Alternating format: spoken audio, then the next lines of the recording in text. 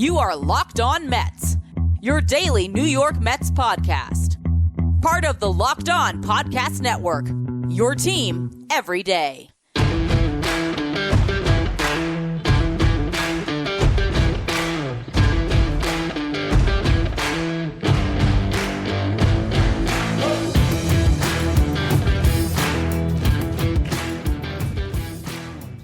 Hello to all you amazing Mets fans. You're listening to Locked On Mets, part of the Locked On Podcast Network, your team every day.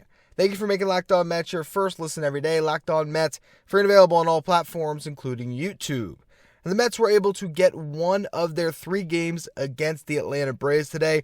I'll be recapping that series, also previewing what lies ahead, as the Mets are set to take on the Tigers, and they're going to get their 2 aces back in that series. I'll also touch on the Mets rookies who are finally starting to stand out in that lineup. Before we get to any of that, though, I'm your host, Ryan Finkelstein. If you want to find any of my work, follow me on Twitter at FinkelsteinRyan. You can also find some of my writing at JustBaseball.com, where I work as the managing editor. Now, today's episode is audio only because I am recording this in the car as I am in an undisclosed location for my honeymoon, in fact. And I let the wife watch a movie upstairs while I do this. She was kind enough to let me sneak away to get one podcast in because it's Mets Braves. And to me, that is important to note. The first series between these two teams that tied last year, and the fact that here they are meeting head-to-head for the first time, and it was just a series where the Mets had all the cards stacked against them, and honestly, a very strange one in the fact that you got 2 consecutive rainouts. And I really do think it was because I was getting married. I think the baseball god said, listen, Ryan, we're going to give you 48 hours, no Mets baseball, nothing for you to follow along on your phone, nothing for you to watch. Just enjoy the wedding day and all that good stuff. And I had, the time of my life, best day I've ever had. So happy right now. But hey, we're going to focus back in on a little Mets baseball. And I'll tell you what, I know there's probably some Mets fans that are freaking out right now, that are doom and gloom. I'm not doom and gloom, maybe because I'm in that honeymoon bliss, or maybe because I realize that the Mets just took a game in a doubleheader where they had, a bullpen game and Tyler McGill, and they went up against a Braves team that had their entire rotation set to face the Mets. And you take 1 of 3. You're not that far back in this division, 3 games, okay? And you're about to get a complete layup of a schedule for you with your 2 aces coming back. I think the Mets are actually in pretty decent shape, all things considered.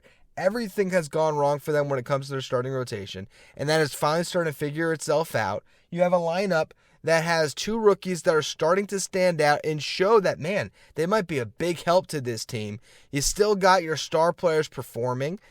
Look, this Mets team is going to be okay. Now, to break down what happened in this series, first game, Friday. And that's after a wild one I never got to recap on Thursday, but that's old news at this point, Mets Nationals, which we won't even get into that one. That was actually during my bachelor party that night. But we'll go to Friday first. Game gets rained out after 5 innings. Early, David Peterson looked like, hey, maybe this is the David Peterson that's the good version of himself. He's battling Max Fried, hanging in there. You get to, what ended up being the deciding 5th inning, and it just became a disaster. Okay, you have a double, you have a single that scores a run.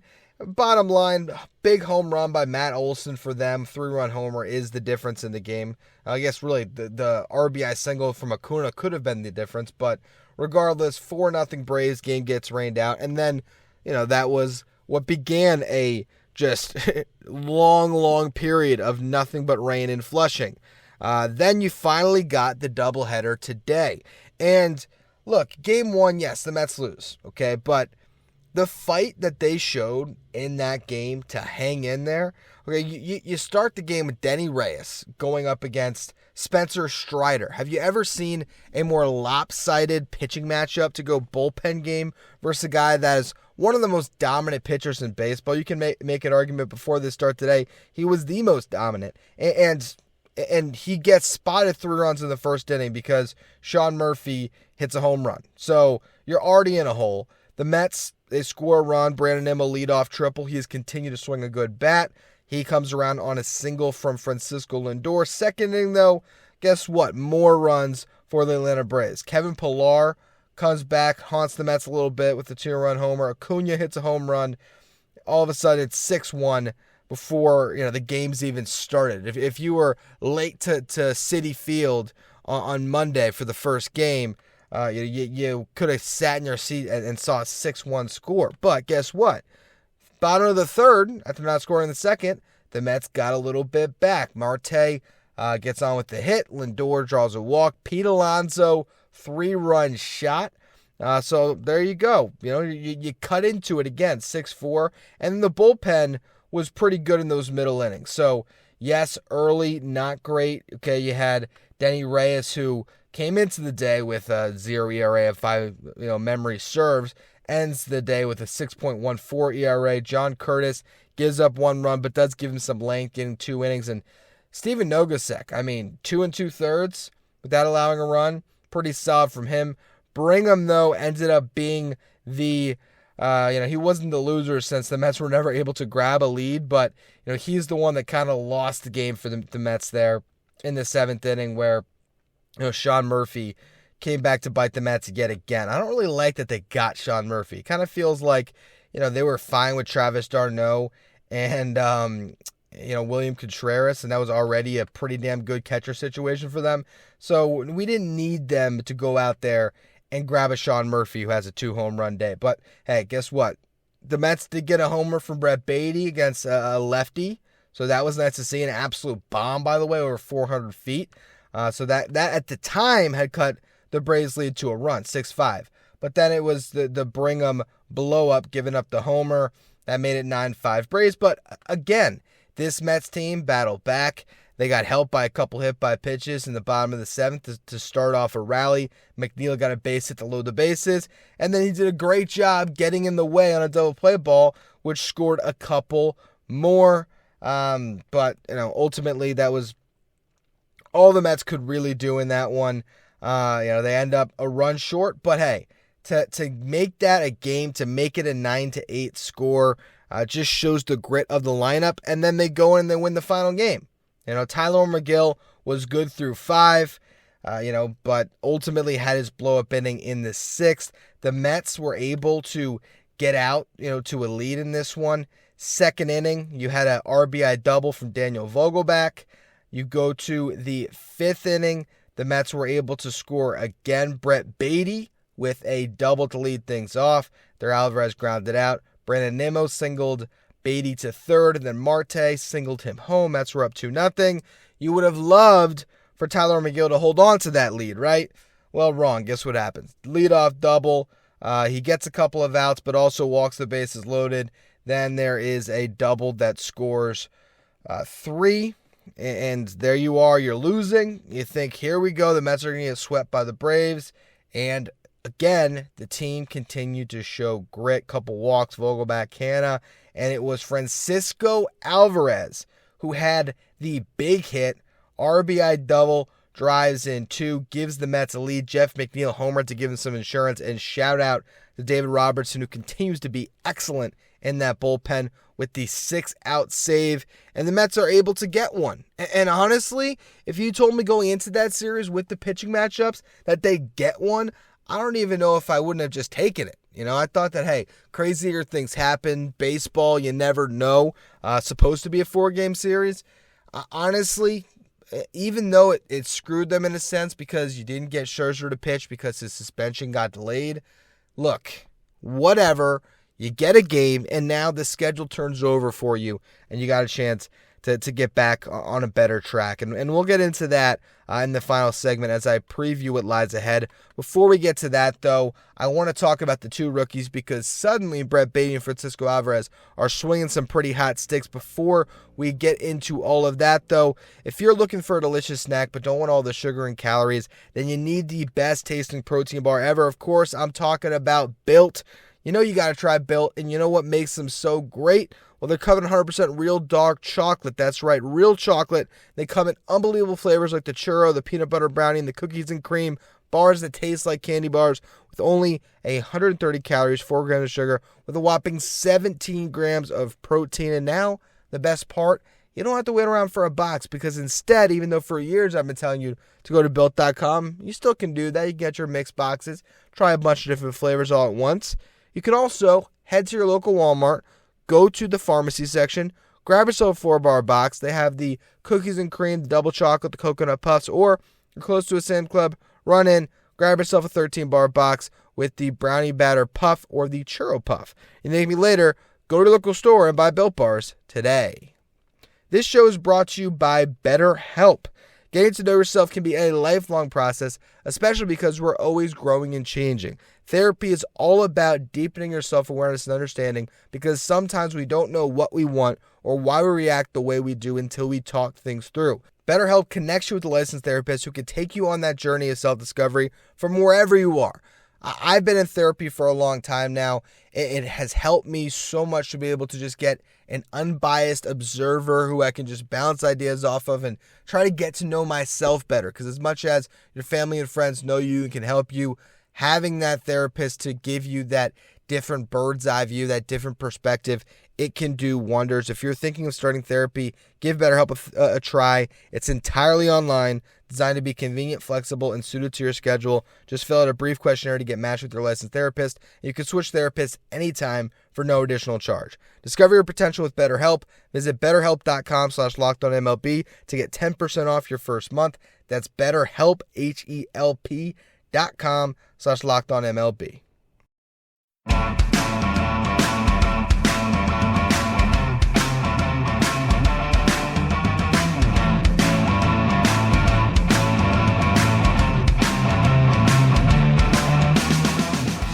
So the New York Mets are starting to get good production from the kids, from the rookies. They're starting to show up, and these are guys that can really make this team so much better. And they're also getting in the games more often. Over the last 15 days, which remember, 2 days, no games to be played. Granted, today, doubleheader. Brett Baty has played in 12 games. Francisco Alvarez has played in 10 games. Eduardo Escobar, 4. Tomas Nido, 7. So maybe there's been a little bit of a push from the front office to Buck Showalter, get these kids in there. And they're starting to deliver. They're starting to get acclimated. For Baty, 39 at-bats, 13 hits. Has struck out 12 times, but has walked 4. So that leads to a .333 average, .381 on base, .538 slug because he's hit 2 home runs and has 2 doubles. .919 OPS. Got 4 RBIs, 4 runs scored. But the bottom line is, he's starting to deliver. He's starting to show that power. He's racking up hits, and that could only lead to better things. And he's playing a pretty good third base overall as well. So Brett Baty is a guy that I really think is going to be a difference maker. I think he's batting too low in the lineup, but hopefully that's a change that will come soon. I honestly think he's the 5th hitter on this team. That's where I think the Mets should go with this. Where that leads you with McNeil and Marte and all that, personally, I've said it before, I'll say it again. I would drop Starling Marte to 6th in the lineup, and I would put Jeff McNeil in that 2-hole or in the 3-hole with Lindor batting 2nd, and have your best 4 hitters, which I still believe is Nimmo, McNeil, Lindor, Alonso, and I think Baty should be 5th. And then you go Marte, and it balances your lineup. But we'll see if the Mets ever go there. I've loved what I've seen so far from Brett Baty, and then look, Francisco Alvarez is coming around. Last 25 at-bats, yes, you'll still see 8 strikeouts, but you also see 8 hits. So he's hitting .320, and he's drawn a walk, .346 on base, .480 slug because he has the home run and a double today.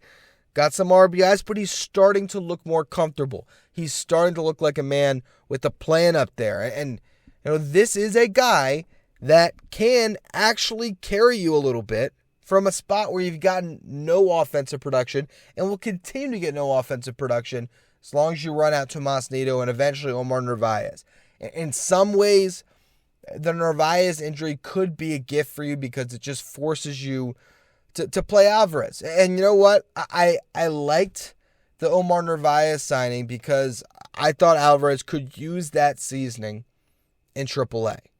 But there is something to be said about being forced to learn at the big league level.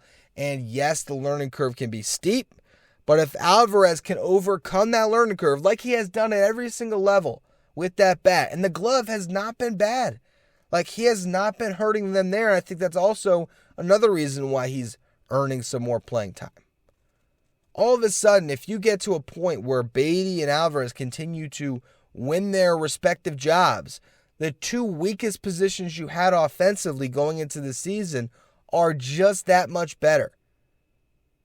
And then if you figure out the DH a little bit, hey, you can be rolling from there. And I will give Daniel Vogelbach credit. As much as everyone's trying to take his job, and myself included, these same last 15 days that we're looking at the sample size on Alvarez and Baty, he's getting on base at a 459 clip, okay? He does have 12 strikeouts, though, and 31 at-bats compared to his 6 walks. He's driven in 8, has 1 homer, 2 doubles. He's giving you weird production, is how I'd call it. The overall numbers are good, but you're not getting power, and maybe that's where Mark Vientos would do a little more. And the kid's giving you everything you need in AAA to earn a promotion. Unfortunately, just too much of a logjam. But I digress on that topic. The Mets are playing some baseball games against the Tigers this week, and their aces are coming back.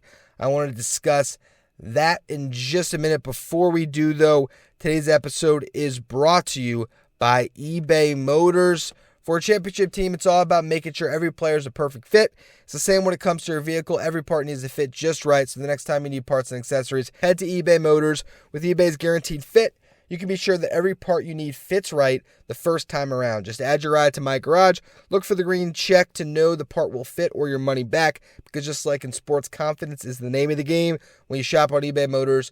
With over 122 million parts to choose from, you'll be back in the game in no time. After all, it's easy to bring home a win when the right parts are guaranteed. Get the right parts, the right fit, and the right prices on ebaymotors.com.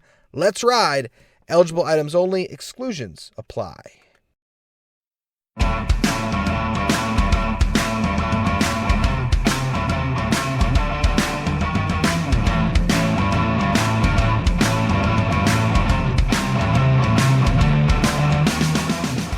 The New York Mets are 3 games back in the National League East, but guess what?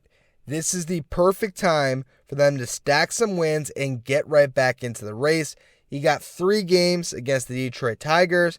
You then come home to face the Rockies for 3. You go to Cincy to face the Reds. Then you got 4 in Washington before you finally have to play a good team in the Tampa Bay Rays. This is your window here. It's 13 games against bad teams where the Mets theoretically should win, and you got your 2 co-aces coming back into the fold. In that same time period we're looking at here, the Braves got to play the Marlins. You say, oh, that's easy. Guess what?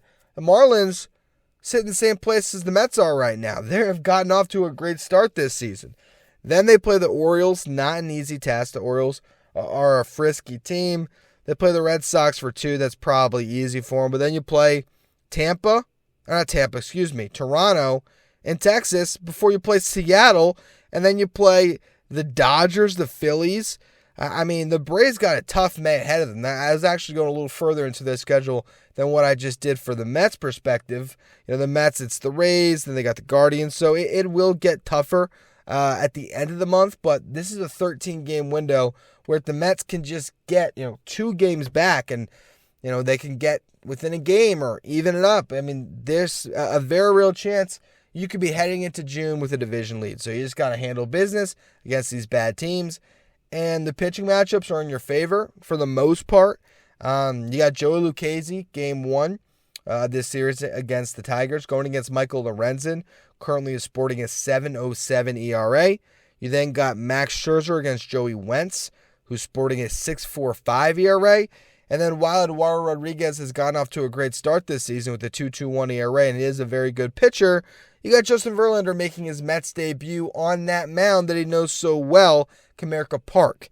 To have Scherzer and Verlander pitching on back-to-back days in Comerica, give me game 1 of this series, Joey Lucchesi, and the Mets are sweeping it. So I feel great about where they are right now, and we'll just see where things land at the end of the day on Thursday. But I'm looking at a Mets team that I feel like has every possibility to take where they're at right now at 16-13 and make it 19-13. And hell, maybe you go on a little bit of a run. Every good team, if you're going to win 100 games, you need a long extended winning streak. And the schedule right now favors the Mets, where you'd say, all right, go out and beat up on a Tigers team. The Rockies, yes, when you're playing Coors, you never know, but this one's series getting played in City, and traditionally the Mets can beat up on the Rockies when they're at home. And then you got Reds, Nats on the road, but hey, those are games the Mets should handle. So I like where they stand right now. I'm comfortable with it, and we'll just see where the chips fall over the next couple weeks. I feel like they have endured a lot. Looking at this division, I don't think there's any team that has gone through as much as the Mets have right now, and they've hung in there, and I think it's going to pay dividends soon here, where the floodgates might open for this Metropolitan team. Anyway, though, that's going to be all for today's edition of Locked On Mets. I got a couple more days of my honeymoon, so no promises, all right? I think I might squeeze one more in, depending on how things are going, depending on what we see from Mets baseball, but I will guarantee you this one. Thursday, I will be back, and I will be recording a show to recap that series, Mets vs. Tigers, and I might even give you an extra one over the weekend to make it up to you closing out this week. But I do appreciate all of you for understanding, the long-time everydayers, that this has obviously been an important time for me. Take a little bit of time off. I also appreciate all of you who have given me some well wishes, whether it be in the YouTube comment section or on a couple of my posts on Twitter. So thank you all for that. And I will be back soon. So as always, thank you for listening. Make sure you follow, rate, and review wherever you get your podcast. Make sure you follow me on Twitter at Finkelstein Ryan. And follow the show at Locked On Mets.